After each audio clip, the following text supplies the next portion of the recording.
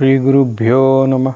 ओं नमो ब्रह्मादिभ्यो ब्रह्मविद्यासम्प्रदायकर्तृभ्यो वंशर्षिभ्यो महद्भ्यो नमो गुरुभ्यः। युक्ताहारविहाराय विविक्तस्थलवासिने मलयाळयतीन्द्राय ब्रह्मनिष्ठाय ते नमः। पंचाशत्वर्णरूपेण या व्याप्तमिदं जगत् शब्दब्रह्ममयीं वाणीं भजेतां परदेवताम्। अखण्डमण्डलाकारं व्याप्तं येन चराचरं तत्पदं दर्शितं येन तस्मै श्रीगुरवे नमः। अज्ञानतिमिरान्धस्य ज्ञानाञ्जनशलाकया चक्षुरुन्मीलितं येन तस्मै श्रीगुरवे नमः। गुरुब्रह्मा गुरुर्विष्णुः गुरुर्देवो महेश्वरः गुरुसाक्षात् परं ब्रह्म तस्मै श्रीगुरवे नमः। దివ్యాత్మస్వరూపులారా, సాంఖ్య దర్శన శాస్త్రం ముందుగా ఒకసారి పునశ్చరణ చేసుకుందాం. ఇంతవరకు అయినటువంటి కారికలను. దుఃఖత్రయాభిఘాతాత్ జిజ్ఞాసా తదభిఘాతకే హేతౌ దృష్టే సాపార్థ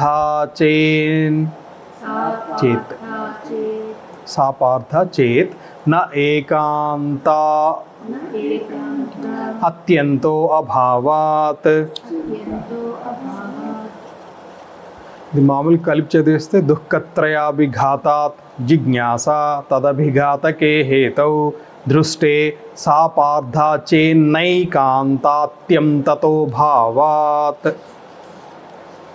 రెండోది దృష్టవదానుశ్రవికః సహ్య విశుద్ధి క్షయాతిశయయుక్తః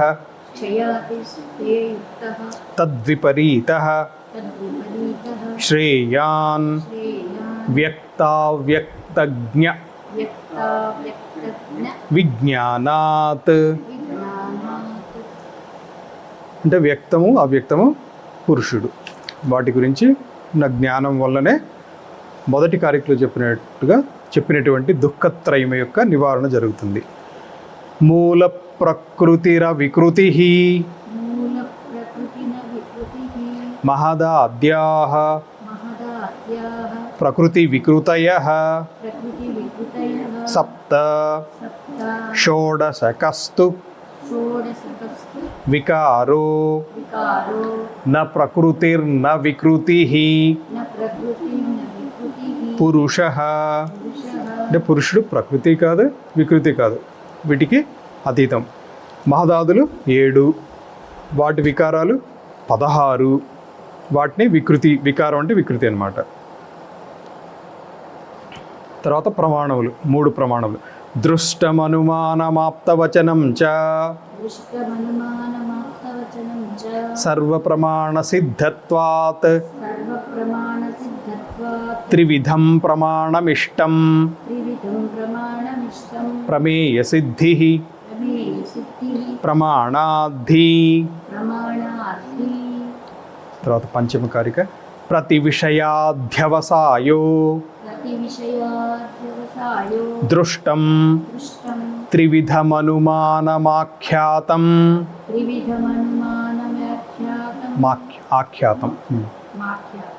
అనుమానం ఆఖ్యాతం అనుమానం ఆఖ్యాతం అనుమానమాఖ్యాతం. తల్లింగలింగిపూర్వక మాప్తశ్రుతిరాప్తవచనం తు శృతిరాప్తవచనం తు. తర్వాతది సామాన్యతస్తు దృష్టాదతీంద్రియాణం ప్రతీతిరనుమానాత్ తస్మాదపి చాసిద్ధం పరోక్షమాప్తగమాత్ సిద్ధం పరోక్షమాప్తగమా సిద్ధం. తర్వాత ఎందుకు మనకి పదార్థ జ్ఞానం కలగటం లేదు? అతి దూరాత్ అతిదూరా సామీప్యాత్ సామీప్య ఇంద్రియఘాతాత్ ఇంద్రియఘాతాత్ మనోనవస్థానాత్ మనోనవస్థానాత్ సౌక్ష్మ్యాత్ సౌక్ష్మ్యాత్ వ్యవధానాత్ వ్యవధానాత్ అభిభవాత్ అభిభవాత్ సమానాభిహారాచ్చ. సమానాభిహారాత్య. వ్యవధానాత్ అంటే ఏదో అడ్డంగా ఉంటే వ్యవధానము, వ్యవధానాత్ అడ్డంగా ఉంటుంది అందుకని కనపడటం లేదు. అభిభవాత్ అంటే వేరొక దాంతో ఆక్యుపై చేయబడింది, ఆక్రమించబడి ఉన్నది, అందుకని కనబడటం లేదు. సమాన అభిహారాత్ అంటే సమాన సాదృశ్యమైనటువంటి వస్తువుల్లో కలిసిపోయింది. తర్వాతది సౌక్ష్మ్యాత్ సౌక్ష్మ్యాత్ తద్ అనుపలబ్ధి తదనుపలబ్ధిః నాభావాత్ నాభావాత్ కార్యతస్తదుపలబ్ధే కార్యతదుపలబ్ధేః కార్యతస్తదుపలబ్ధే మహదాది మహదాది తచ్చ కార్యం తచ్చ కార్యం ప్రకృతి విరూపం స్వరూపం చ ప్రకృతి విరూపం స్వరూపం చ స్వరూపం చ స్వరూపం ప్రకృతి విరూపం స్వరూపం చ. తర్వాత 9ది అసదకరణాత్ అసదకరణాత్ ఉపాదాన గ్రహణాత్ ఉపాదాన గ్రహణాత్ సర్వసంభవాభావాత్ సర్వసంభవాభావాత్ శక్తస్య శక్తస్య శక్యకరణాత్ శక్యకరణాత్ కారణభావాత్ చ కారణభావాత్ చ సత్కార్యం. సత్కార్యం. అంటే కార్యంలో సత్కార్యవాదులు అని చెప్పుకున్నాం కదా. సో సత్ కానిది అసత్, ఎట్టి పరిస్థితుల్లోనూ అసత్ అయినటువంటిది తీసుకురాలి. సత్ అనేటువంటిది ఇప్పుడు ఉండేటువంటిది, సత్ కాని దాన్ని అసలు ఎప్పటికీ ఉత్పన్నం చేయలేము, అంటే దేని నుంచి కూడా ఉత్పన్నం చేయలేము. అంటే ఏంటి? కార్యం అనేటువంటిది ఎప్పుడూ ఉంది, సత్ అని వీళ్ళు మతం. హేతుమద నిత్యమవ్యాపీ హేతుమదనిత్యమవ్యాపీ హేతుమత్ అనిత్యం అవ్యాపి. హేతుమద నిత్యమవ్యాపి హేతుమదనిత్యమవ్యాపి సక్రియమనేకమాశ్రితం సక్రియమనేకమాశ్రితం లింగం లింగం సావయవం సావయవం పరతంత్రం పరతంత్రం వ్యక్తం వ్యక్తం విపరీతమవ్యక్తం. విపరీతమవ్యక్తం. ఇవన్నీ కూడా వ్యక్తం యొక్క లక్షణాలు, దానికి విపరీతంగా ఉండేటువంటివి అవ్యక్తం యొక్క లక్షణాలు. అవి ఎన్ని? 9. తర్వాత వ్యక్తము ప్లస్ అవ్యక్తము, దీన్ని ప్రకృతి అని తీసుకొని లేదా ప్రధానం అని తీసుకొని దానికి విపరీతంగా ఉండేటువంటి, అంటే ఇందులో ఉన్నటువంటి గుణాలు పురుషుడిలో లేవు. ఇప్పుడు 6 గుణాలు వ్యక్తము అవ్యక్తంలో 6 కామన్ గుణాలు ఉన్నాయి. ఇవి పురుషుడిలో లేవు ఇవేవి కూడా. అవేంటి? త్రిగుణం అవివేకి, త్రిగుణమవివేకి విషయ విషయ సామాన్యమచేతనం, సామాన్యమచేతనం ప్రసవధర్మి ప్రసవధర్మి వ్యక్తం తథా వ్యక్తం తథా ప్రధానం ప్రధానం తద్విపరీతస్తథా తద్విపరీత తథా చ పుమాన్. చపమాన్. అంటే పురుషుడిలో ఈ త్రిగుణములు లేవు. వివేకి, అవిషయము, దేనికి కూడా విషయం కాదు, అసామాన్యము, చేతనము, అప్రసవధర్మి, అంటే దేన్ని కూడా ఉత్పన్నం చేయడు. ఇవి చెప్పుకొని గుణములు గురించి చెప్పుకుంటాం ఇప్పుడు.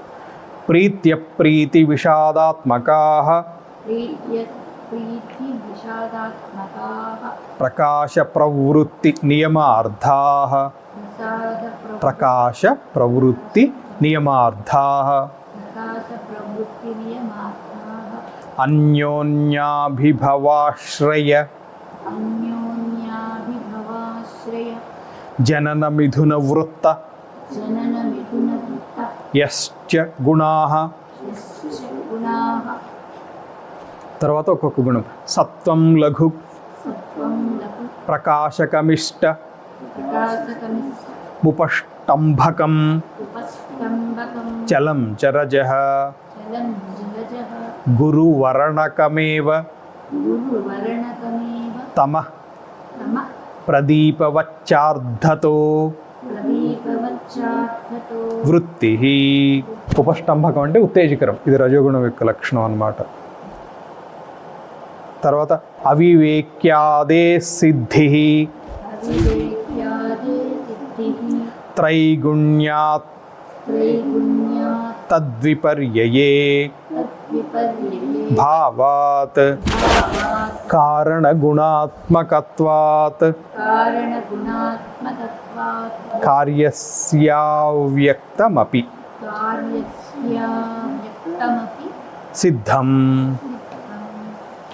అంటే కారణంలో ఉన్న గుణాలే కార్యంలో ఉంటాయి కాబట్టి కార్యంలో ఈ గుణాలు కనిపిస్తున్నాయి అని అంటే ఇవి కారణములో కూడా ఉన్నాయి. ఈ గుణాలు త్రిగుణములు ఇత్యాదులన్నీ కూడా మహదాదుల్లో కనిపిస్తున్నాయి కాబట్టి వీటికి మూలమైనటువంటిది ఒకటి ఉంది, దాన్ని అవ్యక్తము అనుకుంటే అవ్యక్తంలో కూడా ఈ గుణాలు ఉన్నాయి అని చెప్తారు అన్నమాట. తర్వాత 15వ కారిక భేదానాం వేదానాం పరిమాణాత్ పరిమాణాత్ సమన్వయాత్ సమన్వయాత్ శక్తితః శక్తితః ప్రవృత్తేశ్చ ప్రవృత్తేశ్చ కారణకార్య కారణకార్య విభాగాదవిభాగాద్ విభాగాత్ అవిభాగాత్ వైశ్వరూపస్య.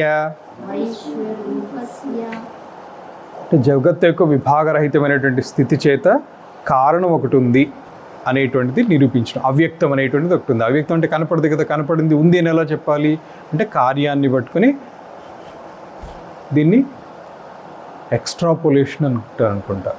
దీన్ని రివర్స్ వెళ్తే అక్కడ అవ్యక్తం అనేది ఒకటి ఉంది. 16ది కారణమస్త్యవ్యక్తం కారణమస్యవ్యక్తం ప్రవర్తతే ప్రవర్తతే త్రిగుణతః గుణతః సముదయాచ్చ సముదయాచ్చ పరిణామతః పరిణామతః సలిలవత్ సలిలవత్ ప్రతిగుణాశ్రయ ప్రతిగుణాశ్రయ విశేషాత్.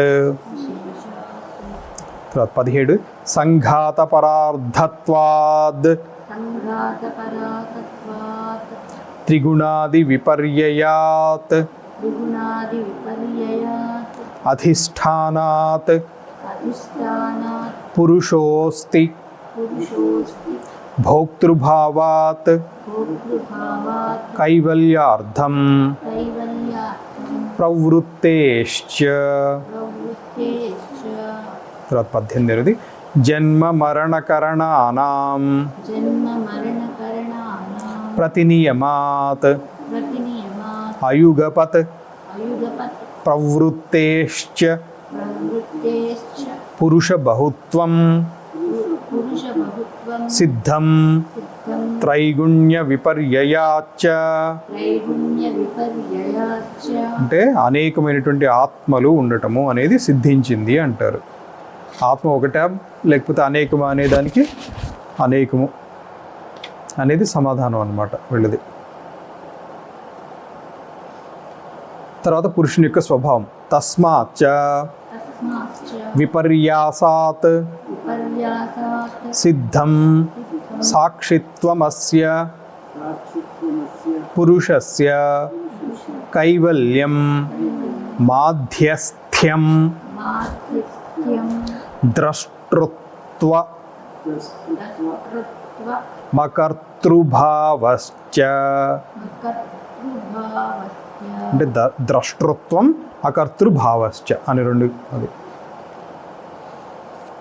తర్వాత 20 తస్మాత్ తస్మాత్ తత్సంయోగాత్ సత్సంయోగాత్ అచేతనం అచేతనం చేతనావదివ చేతనావదివ లింగం లింగం గుణకర్తృత్వేపి గుణకర్తృత్వేపి తథా కర్తేవ తథాకత్తేవ భవత్యుదాసీనః.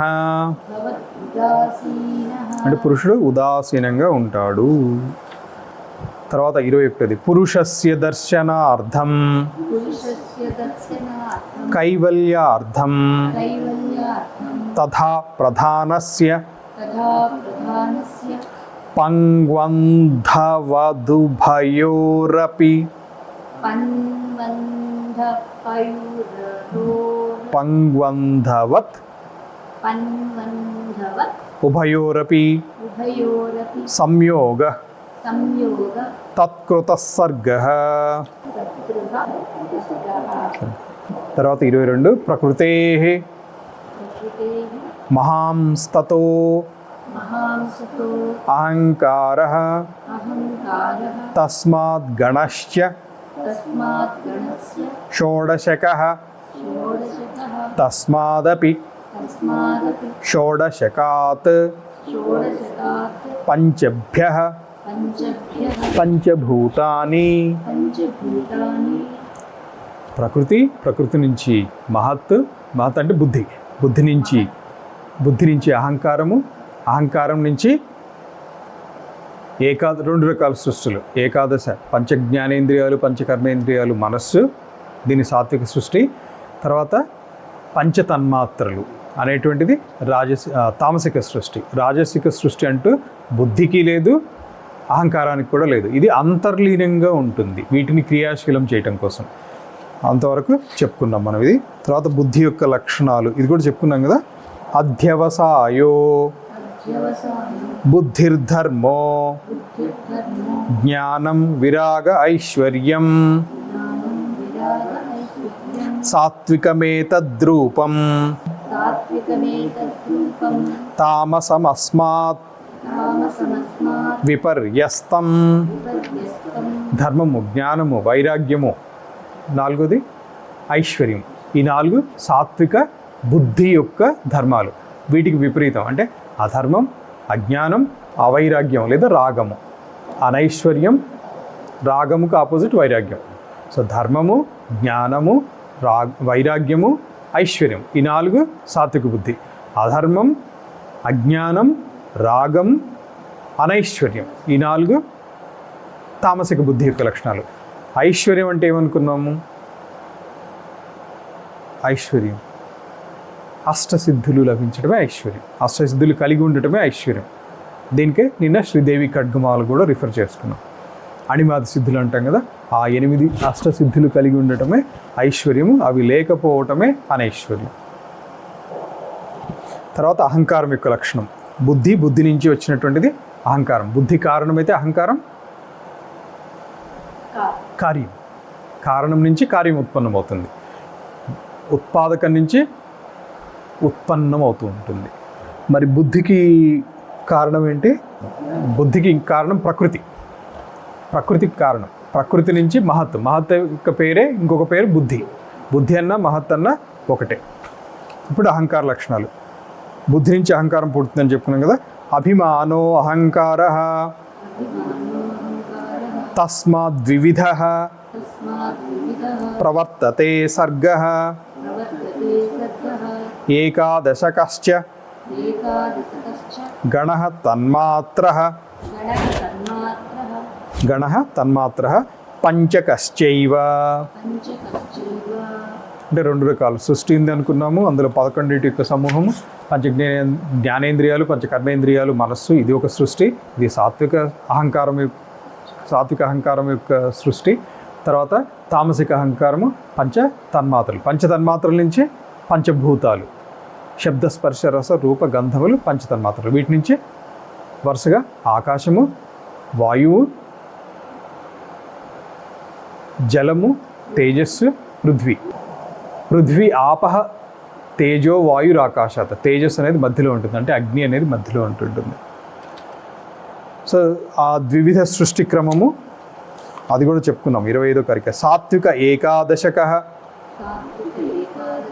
ప్రవర్తతే వైకృతాదహంకారాత్ భూతాదేస్తన్మాత్రః సతామసః తైజసాత్ ఉభయం.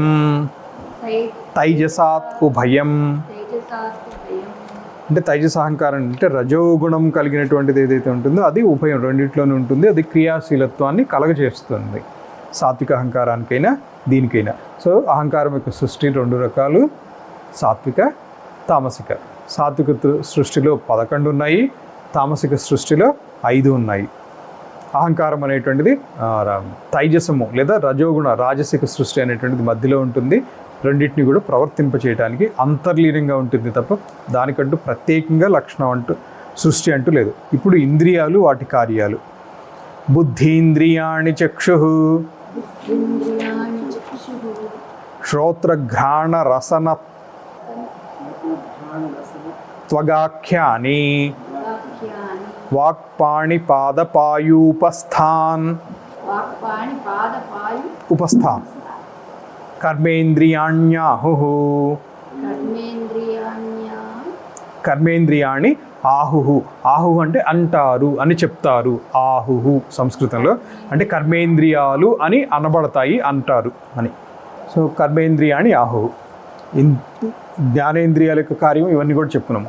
కన్ను దృశ్యం చూస్తుంది, రూపం చూస్తుంది. శ్రోత్రం శబ్దాన్ని వింటుంది. తర్వాత ఘ్రాణేంద్రియం గంధం, రసనేంద్రియం రుచి, త్వగేంద్రియం స్పర్శ. తర్వాత కర్మేంద్రియాలకు పని, వాక్ మాట్లాడుతుంది, పాణి దానము అదానము అంటే పుచ్చుకోవడం వదిలేయటం, అంటే పట్టుకోవడం వదిలేయటం. పాదం గమనక్రియ, వాక్ పాణి పాద. పాయు వ్యర్థ పదార్థాలని బయటికి తోసేస్తుంది. ఉపస్థ ఇది 2 పనులు చేస్తుంది, బట్ బ్రహ్మ సృష్టిని దీన్ని ముందుకు తీసుకువెళ్తూ ఉంటుంది. తర్వాత మనస్సు అనేటువంటిది ఉభయేంద్రియం అంటే అంతరింద్రియం ప్లస్ బహిరింద్రియం కూడా. అది ఏ విధంగా అనేది కూడా చెప్పుకున్నాం. ఉభయాత్మకం అత్ర ఉభయాత్మకమత్ర మనః మనః సంకల్పకమింద్రియం సంకల్పకమింద్రియం చ సాధర్మ్యాత్ చ సాధర్మ్యాత్ గుణపరిణామ గుణపరిణామ విశేషాన్నానాత్వం విశేషాన్నానాత్వం బాహ్యభేదాశ్చ. బాహ్యభేదాశ్చ ఈ మనస్సు అనేటువంటిది అంతరింద్రియము అయింది, బాహ్యేంద్రియం కూడా అయింది. ఎలా అంటే సంకల్పం చేయటం ద్వారా ఇది అంతరింద్రియం, సంకల్పం చేయటం ద్వారా బుద్ధికి వాటన్నిటికి కూడా చేస్తుంది. అలాగే జ్ఞానేంద్రియాలతో కలిసి బహిర్ముఖంగా పనిచేస్తుంది. జ్ఞానేంద్రియాలలో నుంచి మనస్సు ప్రవర్తించినప్పుడే వాటి యొక్క వృత్తిని లేదా విషయాన్ని అవి గ్రహించి తీసుకొస్తాయి. లేదంటే కన్ను ఇలా ఉంటుంది అంతే, అలా చూస్తున్నట్టు కనిపిస్తుంది. కానీ మనస్సు దాని నుంచి ప్రవర్తిస్తేనే ముందుగా ఉన్నటువంటి దాన్ని. సో మెయిన్ థింగ్ ఈజ్ మనస్సు. ఇది ఓన్లీ లైక్ ఏ విండో. ఇది కానీ ఇవన్నీ కూడా విండోస్ లాంటి గోళకములు అంటారు, అందుకనే వీటిని. సో ఇది ఇంద్రియం కాదు. ఈవెన్ తర్కశాస్త్రంలో కూడా అదే చెప్తుంది. ఇది కన్ను నేత్రేంద్రియం, ఇది కాదు, ఇది గోళం.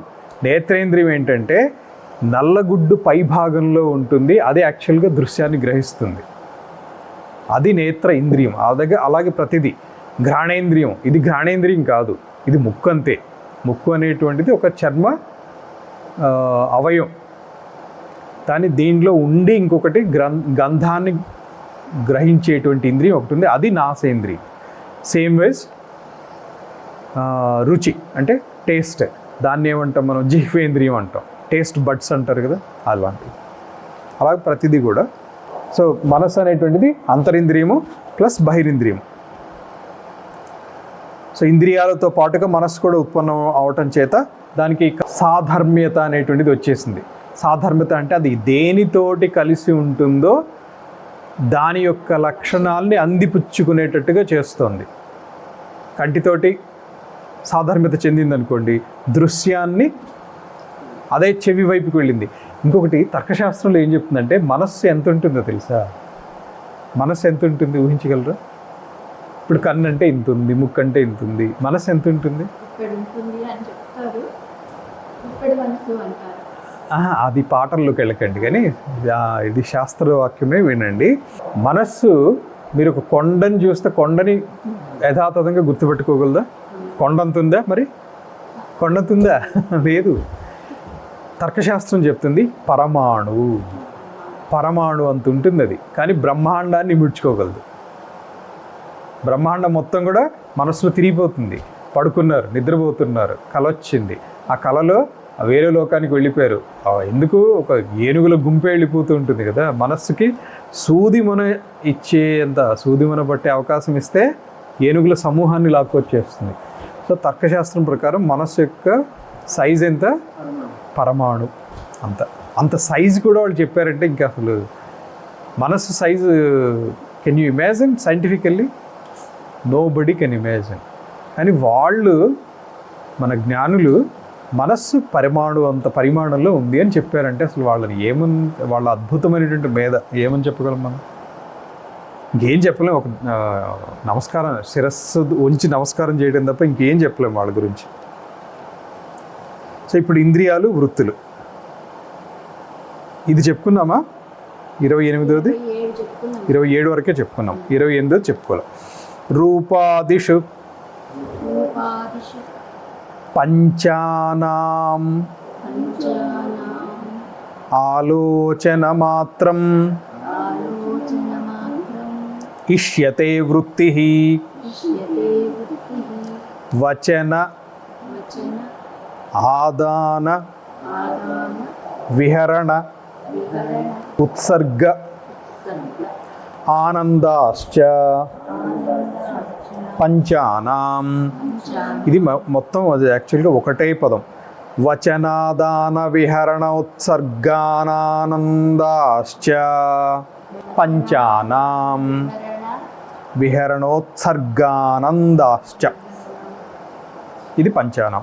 సో రూపాదిషు అంటే రూపము మొదలైనటువంటి వాటిలో, పంచానాం అంటే 5 యొక్క ఈ రూప రస గంధ శబ్ద, యాక్చువల్గా శబ్ద స్పర్శ రస రూప గంధ, అదే రివర్స్ చెప్తే గంధ అలా చెప్పుకోవాలి. రూపరస గంధ స్పర్శ శబ్దాదుల విషయంలో జ్ఞానేంద్రియం యొక్క పని ఏంటి అని అంటే కేవలము ఆలోచన వరకే, వాటిని గ్రహించే వరకే. అంటే ఆ పడింది ఇక్కడ రిఫ్లెక్ట్ అయింది, అంతవరకే వీటి పని.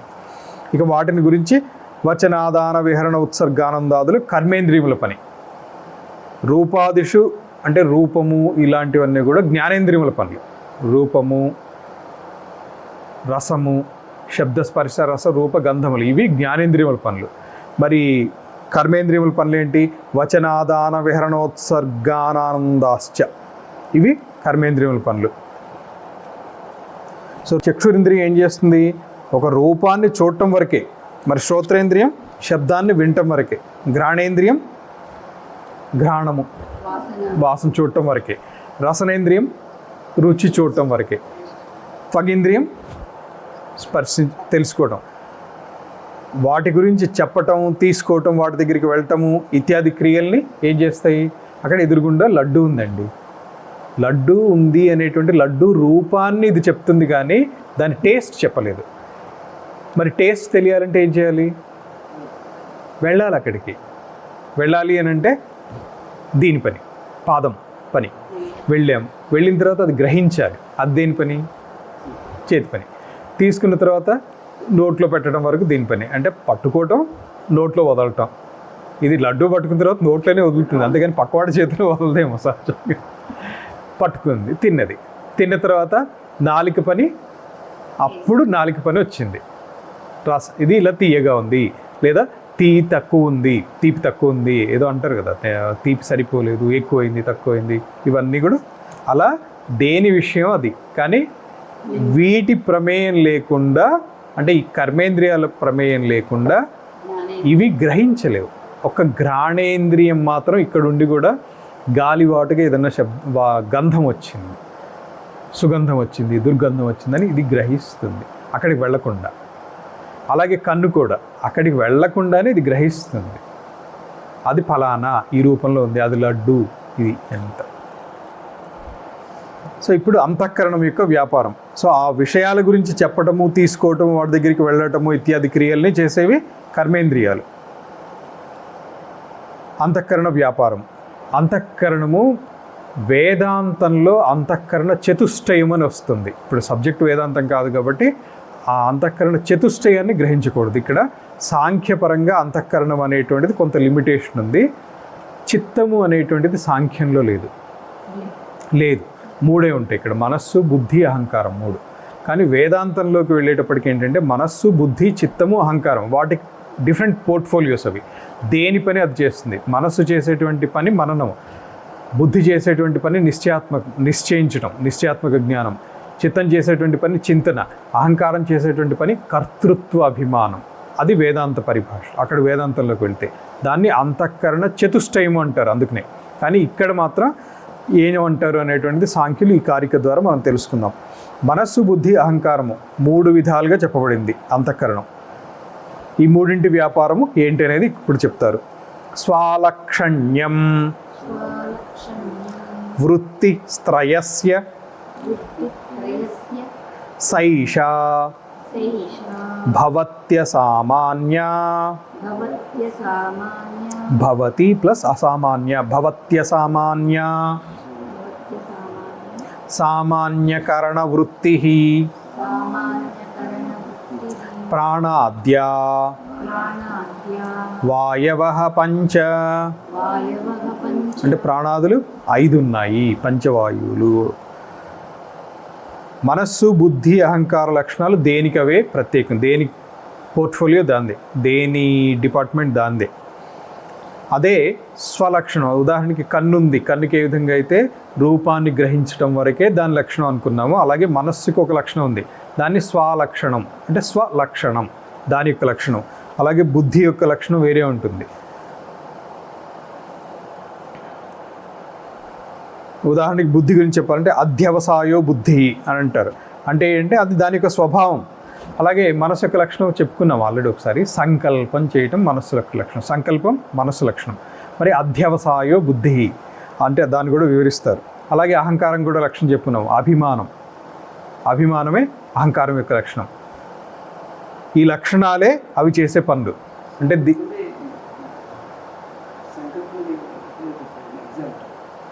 వస్తాయి, అవి కూడా వస్తాయి.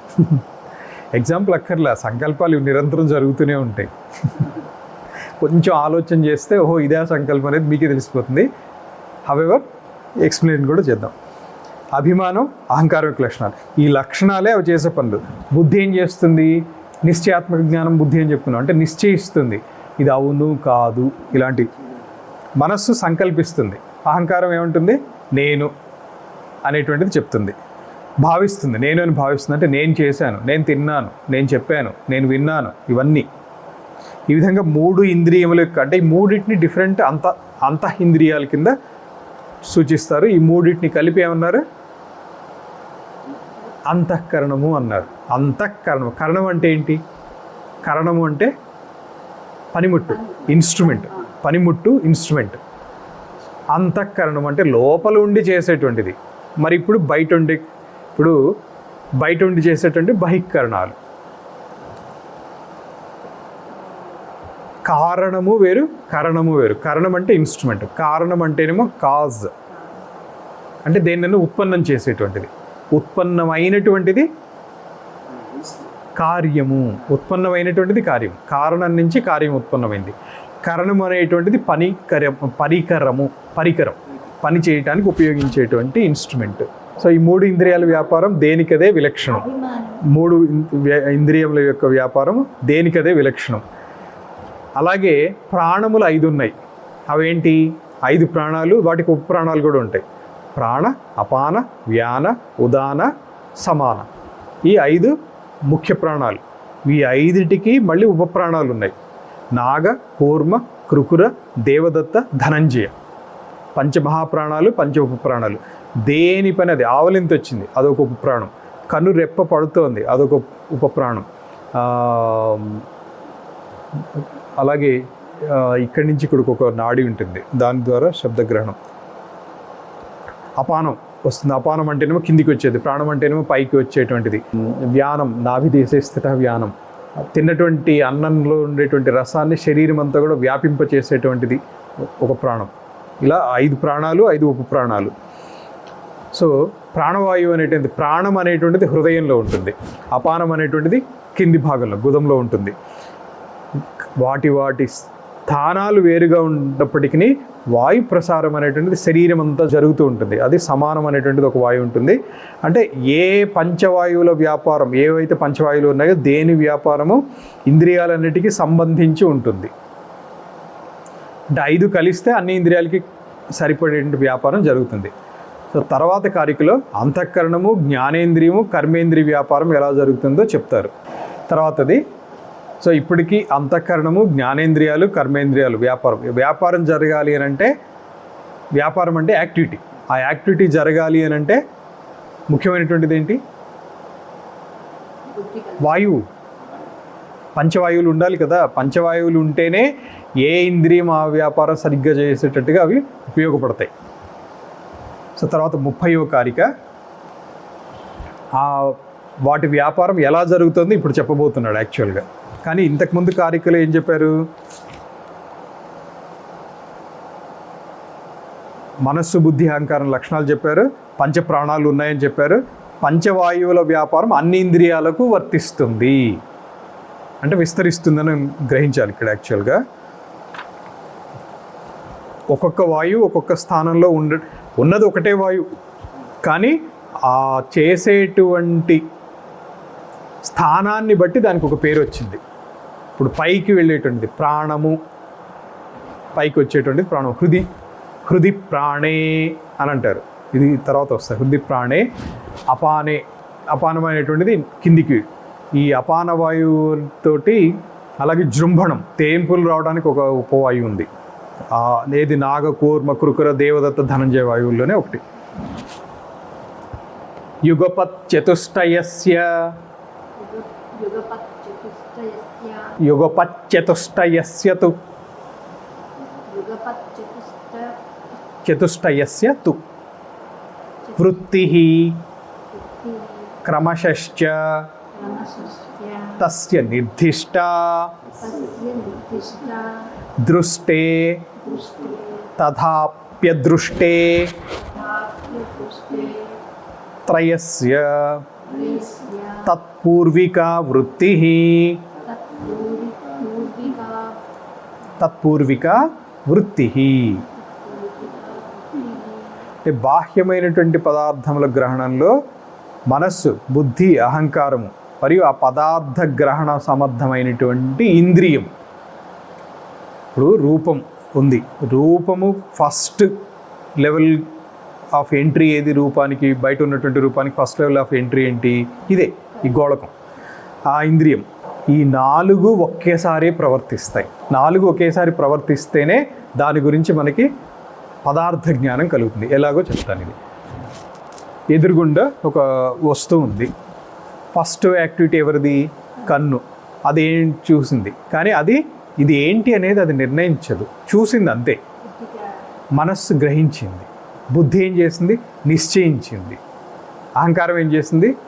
ఇది నాది, ఇది నేను చేసినటువంటిది, లేదా ఏదో అలాంటి జ్ఞానం. ఈ 4 కలిసి పనిచేస్తాయి. ఇది నాది, ఇది నాది కాదు, ఇలాంటివన్నీ. ఈ 4 కలిసి స్ప్లిట్ సెకండ్లో ఇదంతా జరిగిపోతుంది. కాబట్టి ఇప్పుడు మనస్సు దీన్ని ఆలోచించింది, గ్రహించింది. బుద్ధి దీన్ని నిశ్చయించింది. అహంకారం దీన్ని, అంటే దీని మీద అభిమానంతో ఇది నాది, ఇలా. ఇవంతా బైఫర్కేషన్ అనేటువంటిది మైన్యూట్ లెవెల్లోకి వెళ్తే ధ్యానంలో తెలుస్తుంది. ఇదే పతంజలి యోగ సూత్రం చెప్తుంది. అంత సూక్ష్మ స్థితికి వెళ్ళి చేస్తే క్షణము మీద ధ్యానం అనేటువంటిది ఒకటి చెప్తుంది ఇక్కడ, క్షణధ్యానము అని. క్షణధ్యానం అంటే ఒక స్ప్లిట్ సెకండ్ మీద ధ్యానం చేయగలిగితే, అంటే ఒక వస్తువు ఇక్కడ ఉంది, ఈ వస్తువు ఇక్కడి నుంచి ఇక్కడికి జరిగింది, ఈ రెండిటి మధ్య ఉన్నటువంటి కాలము మీద ధ్యానం చేయగలిగితే ఆ వస్తువు యొక్క భూత, భవిష్యత్, వర్తమానాలు అన్నీ తెలిసిపోతాయి అని ఇది ఇందులో కూడా వస్తుంది ఆ ధ్యాన పద్ధతి. పతంజలి యోగ సూత్రాల్లో ఇంకా ఇలాంటివి చాలా వస్తాయి. ధ్యానం యొక్క మార్గాలు, ఉపాయాలు వస్తాయి. కానీ అంత స్థితికి బుద్ధి సూక్ష్మత్వం పొందితేనే చేయగలుగుతాము. ప్రయత్నం చేస్తే వస్తుందా అంటే ఖచ్చితంగా వస్తుంది. నో డౌట్ అబౌట్ ఇట్, వస్తుంది. సో ఈ 4 ఒకేసారి ప్రవర్తిస్తాయి. ఇదే విధంగా ఆ ప్రవర్తనలో, వృత్తిలో ఒకదాని తర్వాత ఒకటి అనే క్రమం కూడా నిర్దేశించబడింది. ఫస్ట్ కన్ను, తర్వాత మనస్సు, తర్వాత బుద్ధి, తర్వాత అహంకారం. ఇదే సీక్వెన్స్ ఫాలో అయిపోతాయి. సో కంటికి కనపడనటువంటి విషయాలు, అంటే భూత, భవిష్యత్ కాల సంబంధమైనటువంటి పదార్థాల విషయాల్లో మాత్రం ముందుగా ఇంద్రియము, తర్వాత మనోబుద్ధి, అహంకారాల వృత్తి జరుగుతుంది.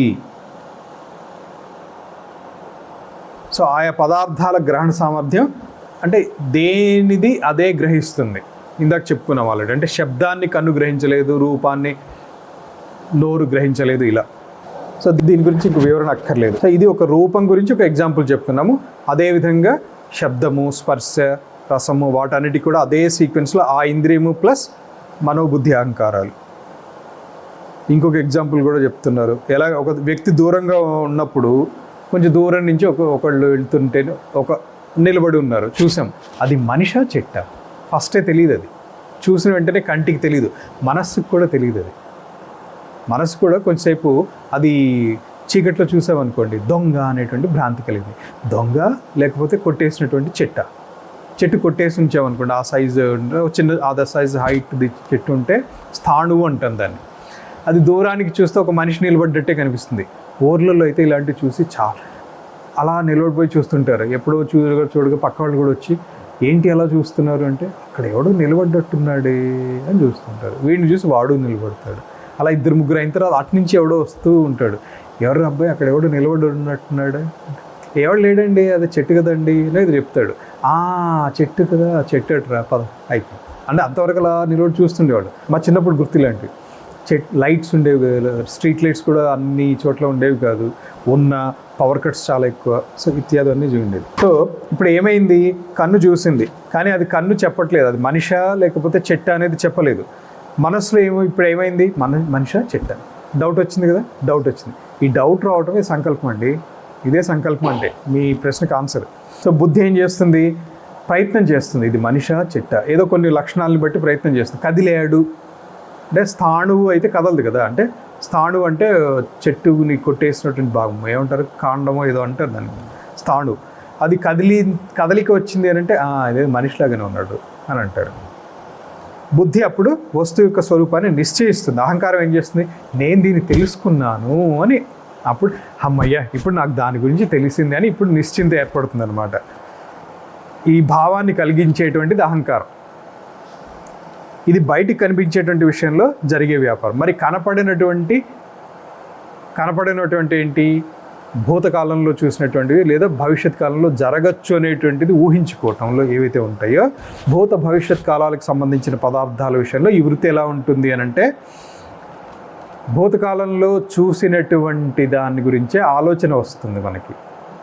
భూతకాలంలో ఇది వరకే పదార్థ స్వరూపం చూడబడింది గనక భూతకాలిక పదార్థ విషయంలో ముందు ఇంద్రియము తర్వాత అంతఃకరణము పనిచేస్తాయి. ముందు ఇంద్రియం అంటే ఒకప్పుడు చూసాం కాబట్టి భూతకాలం అంటే గతంలోనే ఇది చూసేసింది.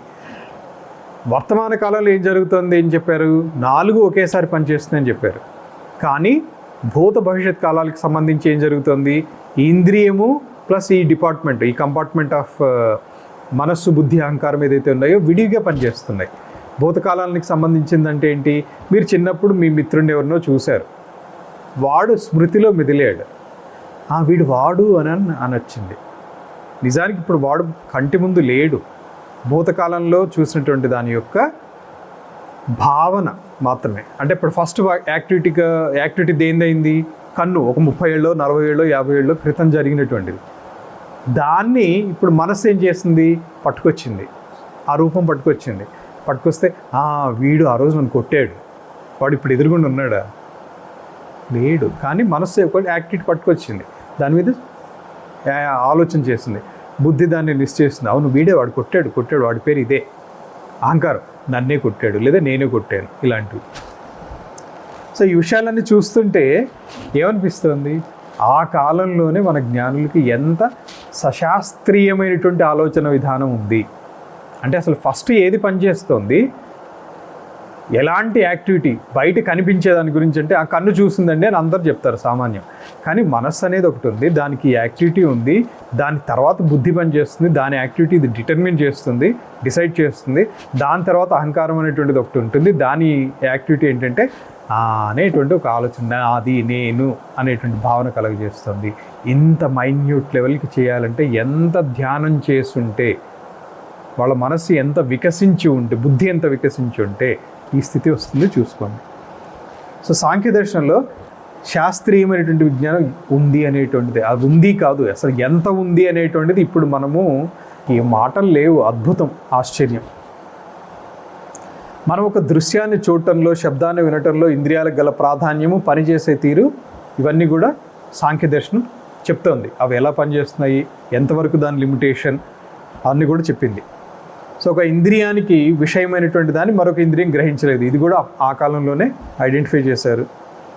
ఇవి ఆల్రెడీ చెప్పుకున్నాం మనం. కన్ను శబ్దాన్ని వినలేదు, చెవి దృశ్యాన్ని చూడలేదు, ఇలా దేంది అదే చేస్తాయి. ఇలాగే ఏ ఇంద్రియమైనా అంతఃకరణమైనా దాని యొక్క పరిధిని దాటి ప్రవర్తించలేదు, అంటే మనస్సు నిశ్చయించలేదు. బుద్ధి దాని మీద ఆలోచన చేయలేదు. బుద్ధి నిశ్చయించగలదు, కానీ మనస్సు చేసే పని మనస్సు చేస్తుంది, బుద్ధి చేసే పని బుద్ధి చేస్తుంది, అహంకారం చేసే పని అహంకారం చేస్తుంది. అంతఃకరణమైనా కూడా దాని పరిధిని దాటి ప్రవర్తించలేదు. ఇంద్రియాలలో కలిగినటువంటి ఈ క్రమశిక్షణ మానవుడు నిత్య జీవితానికి అన్వయించుకుంటే ఇంకా అద్భుతం అని చెప్తారు. అసలు ఇది ఎవరు డిసైడ్ చేశారు? నువ్వు ముందు పని చెయ్యి, నువ్వు ముందు పని చెయ్యి, నువ్వు ఇది చెయ్యి, నువ్వు ఇది చెయ్యి, ఇదంతా ఎవరు చేశారు? ఇదంతా పరమాత్మ యొక్క లీల కదా ఇదంతా. మరి ఇవి అసలు ప్రవర్తించడానికి హేతు ఏంటి? సరే బాగుందండి, ఇది ఇలా పనిచేస్తుంది, దీని తర్వాత ఇది పనిచేస్తుంది, అసలు ఇది ఎందుకు చేయాలి? అది ఈ కారికలో చెప్తారు.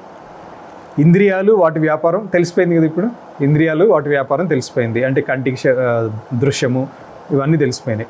అలాగే మనస్సుకి ఆలోచన, బుద్ధి నిశ్చయాత్మక జ్ఞానం ఇవన్నీ తెలిసినాయి. అసలు ఇంతకీ వీటికి హేతు ఏంటి? హేతు లేకుండా ఏది జరగదు కదా. దీనికి సమాధానం స్వాం స్వాం ప్రతిపద్యంతే పరస్పరాకూత హేతుకాం వృత్తిం పురుషార్థ ఏవ హేతుర్న కేనచిత్. అంటే హేతు న కేనచిత్ కార్యతే కరణం. అన్నీ అసలు ఎందుకు చేస్తున్నాయి? యాక్చువల్లీ దీని ఆన్సర్ మీకు ముందు చెప్పేశాను. ఇది ఈరోజు ఎన్నో రోజు నాకు గుర్తులేదు, 8వ రోజో 10వ రోజో నాకు గుర్తులేదు, కానీ ప్రతిరోజు నేను ఇంచుమించుగా చెప్పేశాను ఆన్సర్ చెప్పి ఇప్పుడు దానికి హేతు ఏంటో ఈ కారిక చెప్తున్నా, అంతే తేడా. ఊహించండి, ఆల్రెడీ రోజు చెప్తున్న విషయం అది.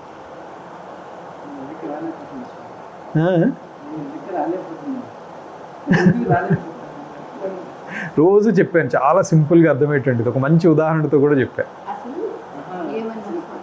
హేతు కారణం ఏంటి ఇంద్రియాలు ఇలా ప్రవర్తించడానికి? ఇంద్రియాలకి ఈ యాక్టివిటీకి రీజన్ ఏంటి? ఊహించండి, రోజు చెప్తున్నాను ఇది ఆన్సర్ రోజు చెప్తున్నా, ఈరోజు ప్రశ్న వచ్చింది, అంతే తేడా.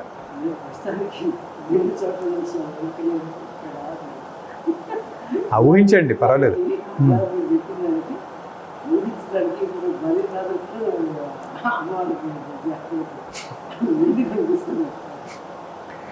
సో రోజు చెప్పింది సైన్స్ క్లాస్లో సైన్స్, మ్యాథ్స్ క్లాస్లో మ్యాథ్స్. డ్రామా ఆర్టిస్టులు ఎవరి కోసం యాక్ట్ చేస్తున్నారు? డ్రామా వేస్తున్నారు. ఇంద్రియాల ప్రవర్తన కూడా అంతే. పరస్పర ఆకూత హేతుకము అంటే ఒండంటితో కలవాలనేటువంటి ఆకృతి, అంటే పురుషార్థ సిద్ధి కోసమై ఒకదానితో ఒకటి కలవాలనుకుని బుద్ధి ఇత్యాదులు తమ తమ విషయాలందు ప్రవర్తిస్తాయి, అంతేగాని మరి ఒక కారణం ఏది వాటిలో ప్రవృత్తిని కలుగు చెయ్యదు. ఇందులో ఈశ్వరుని యొక్క ప్రసక్తి లేదు. సాంఖ్యం అనేటువంటిది ఈశ్వరుని గురించి స్టార్టింగ్లో అయితే చెప్పలేదు, తర్వాత ఈశ్వర సాంఖ్యం అనేటువంటిది విజ్ఞాన భిక్షు కాలం నుంచి వచ్చింది, ఇది కూడా చెప్పుకున్నాం. అందుచేత ఈశ్వర కర్తృత్వాన్ని గురించి ఏం మాట్లాడరు. పురుషుని కొరకై బుద్ధి ఇత్యాదులలో ఎవరి ప్రేరణ లేకుండానే సహజంగానే ప్రవృత్తి కలుగుతుంది, ఇది వీరి సిద్ధాంతం. ఎవరి కోసం? పురుషుని కోసం, అంటే చైతన్యం కోసమే. ఇక కరణాల స్వరూపాన్ని వివరిస్తారు. కరణములు వాటి లక్షణాలు. కరణములు అంటే ఏంటి? ఇప్పుడు చెప్పుకున్నదే చెప్పాను, పనిముట్లు, ఇన్స్ట్రుమెంట్స్. కారణము అది, ఇది కరణం. సో వీటి లక్షణాలు ఏంటి అనేటువంటిది రేపు చెప్పుకుందాము. తర్వాత బాహ్యేంద్రియాల విషయాలు కూడా వస్తుంది. సో ఇప్పటికీ 31 వరకు అయినాయి కారికి.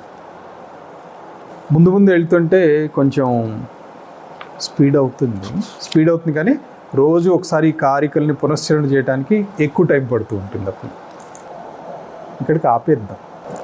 ఓం సహనావతు సహనౌ భునక్తు సహ వీర్యం కరవావహై తేజస్వినావధీతమస్తు మా విద్విషావహై. ఓం శాంతి శాంతి శాంతి. శంభో శివ శివ శివ శివ శివ శివ. శంభో శివ శివ శివ శివ శివ శివ. శంభో శివ శివ శివ శివ శివ శివ.